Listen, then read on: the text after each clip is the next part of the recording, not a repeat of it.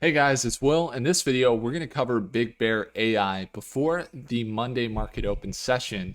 And we were trading Big Bear quite a bit at market open the past week. And one thing to consider is that this stock has been moving fairly volatile and recently validated the support. For those of you guys that aren't familiar, we've been covering Big Bear really since it was at $1 a share.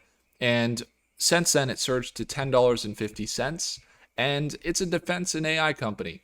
It's not the most crazy stock in the world, but they do have some technology that's being adopted by Palantir. They have their face scanning technology that's at the different airports that enables different airports to track and process large amounts of data and profiles of different people as they enter and exit through different transportation points. Now, on top of that, take a look at Big Bear AI from a perspective of the market. They're in the defense market, which is Palantir's market. It's the defense companies. They work with the Pentagon, the Department of Defense. It's a growing space, especially in the AI part of things. So they're in a good growing market. The other thing is the real world usage. As I said, I literally have seen the face scanning technology at the airports, and I know that actually is happening. So there's real world usage there as well. Going from the market to number two, which is the analysis. And then we'll get into number three, which will be the profit potential and the risk to reward at the moment. But we get into number two, the analysis. It's broken down into A, B, and C. A is the chart. When we take a look at the chart, it recently has been consolidating from left to right.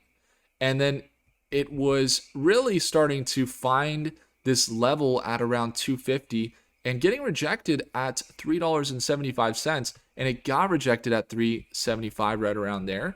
As it has in the past, it sold down after that, and it did find the support again here at around $2.85 before bouncing. Now, I just want to kind of point out to you guys, we were covering Big Bear. I think it was this one right here, where it was selling down. Let's just jump in real quick, and I'm going to give you guys a quick update on this video. So here's what we said after they sold off in their recent earnings. It looks more like an oversell. You can see the RSI looking oversold, MACD looking oversold here. It's a pretty key level right here at $2.90 support here. Then you had a really strong consolidation area as well as resistance and support, and that's where it is right now. We see this big sell-off down to this point. The question is, do you get to see it hold this level? When we were identifying that level, that's exactly what happened. It ended up bouncing right here. Had a very nice recovery from here, about 16%, and now it's starting to make this run back up to this previous resistance. Now, the reason it could make this run and potentially continue up even more from current prices, to me, if you just take a look at the current moves, this is kind of what we're looking at. The next level, if it breaks out, is up to that 465. It's about a 40% increase. And I say, Will, what makes you confident that it would continue that momentum? Well, I mean, based on this level, every time that it's shot up and gotten rejected at around 375, it started its run from somewhere between $2.50 and $3. And it would shoot up and then it would get rejected. And then it would find support here, it would shoot up kind of and get rejected. But here, it sold down all the way to 230, this support. And this time when it pushed up, it didn't go to 375. It rocketed over the course of a few days, and it rocketed about 70% up. And it got all the way up to $4 a share, really in the matter of about 2 days. And so then we see it sell back down, but it kind of bounced and validated this moving average here, this green line, and it's starting to make its way back up. So I would expect, maybe we see a short little sell off there at market open, but potentially we start to see this run continue here with Big Bear. This would price them in, start to get them maybe up into that $5 to $7 price point, and that's what we're looking at. So the second piece, or B, of the analysis is the financials. BBAI, if you guys are familiar with the stock, they've had increasing revenues quarter over quarter until this recent revenue slightly decreased. But just take a look at the quarters, 39 million, 40 million, 43, and then just the recent quarter, this past week, they did drop in revenue a little bit. Net income a little bit better than the previous quarter, as you could see, about $70 million better. And the reason why is because they're getting all their debt paid off and it looks better now. But as you can see, the net profits increasing, everything's up green year over year. So overall, their financials are improving.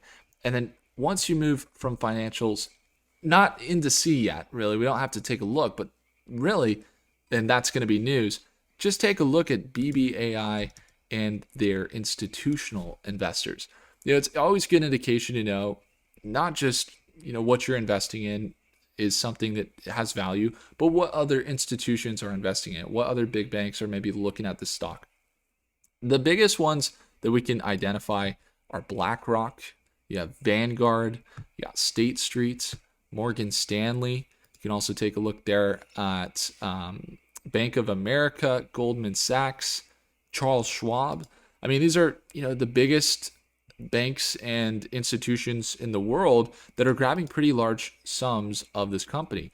So that's a good way to kind of segue into C of the analysis step number 2. And C is the news. What are the fundamentals that are driving this? Why are companies also liking the financials, but also liking the actual news and what the company's doing? Pretty simple. They're a defense AI company. They got real world contracts. They work with the Pentagon. They're constantly adding new contracts. And if you go over to their news and their events, you can see that they have the type of contract values that would put them into some big boy clubs, some serious player type of conversations. You see, when they are signing contracts, they're fairly big. You got $160 million Army contract there to help with their Army's global force information management, so AI playing a role in that. Then you have the biometric boarding solutions for Denver International Airport. I actually got to see that firsthand when I went to Denver International. They were scanning my face. And then they got the U.S. Navy contracts, some of the same type of contracts you would expect companies to get that are really getting big in defense. You might say, why are they big in defense? Well, they have the Oasis Plus, which means they're on demand servicing the government. But they also have partnerships with Palantir.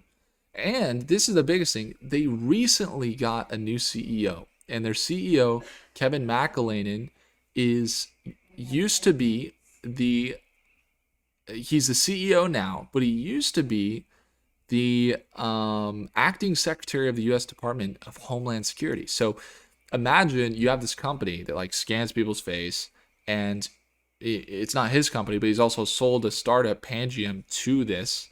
And he also is the commissioner of U.S. Customs and Border Protection. But imagine you have this company that you're CEO of, and they scan faces, and they are technology for literally the place you spent your entire career, like customs, border customs, TSA, Homeland Security. And now you're the CEO of this company, and you have this technology that you can now go to all those people or all those different departments that you worked in your whole career and say, hey, I have this product, or I have this service. And how much easier will it be for them to get contracts with a CEO here like Kevin that has the background that he has? So to me, I think that was a really big move to change CEOs, and I believe it's going to increase the dollar amounts of contracts they get and the connection quality that they have for those contracts. And as a result, the news is looking pretty good for the company. So with that, they also have this Panama discussion where they're securing trade and logistics. I think that's going to be big when it comes to navigating Panama's maritime logistics.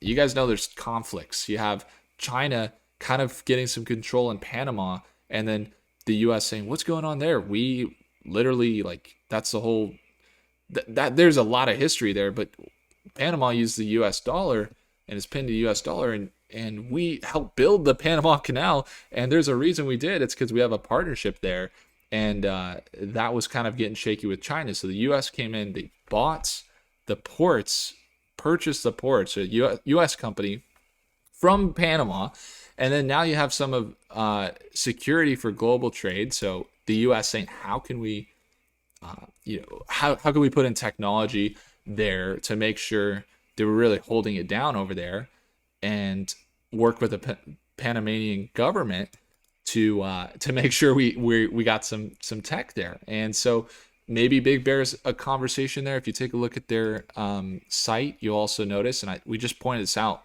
in our last Big Bear video, that they have this tech that can, it's a camera, and it can identify the different ships that come in, when they come in, how big they are, maybe the numbers on the ships, and have predictive analysis for what those ships will do based on their patterns of how they move in the ports. Those are the types of things that could be really useful for Big Bear. So we'll be watching it closely. So as we get into step number 3, the news looks good, financials look fairly good. Getting to step number 3 is the margin for profit.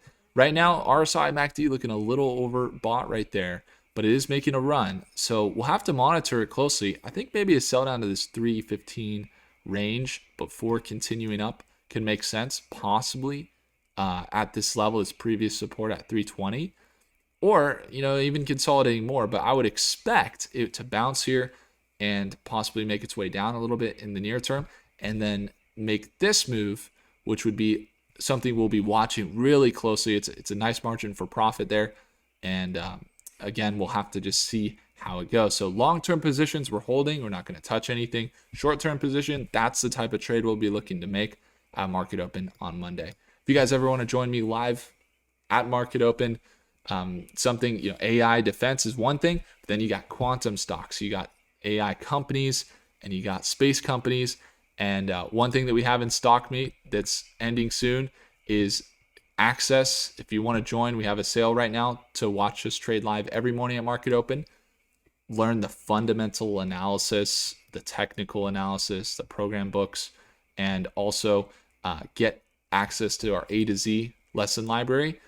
And message me anytime you'd like, if you'd like to. You got weekly watch lists there as well, which are coming out tomorrow. And if you get into StockMate too, just realize you got the live trading Monday through Friday, but ultimately we're trying to get that along with the lessons, along with the books and the community. That's kind of where you get the flywheel going. That's the profit flywheel.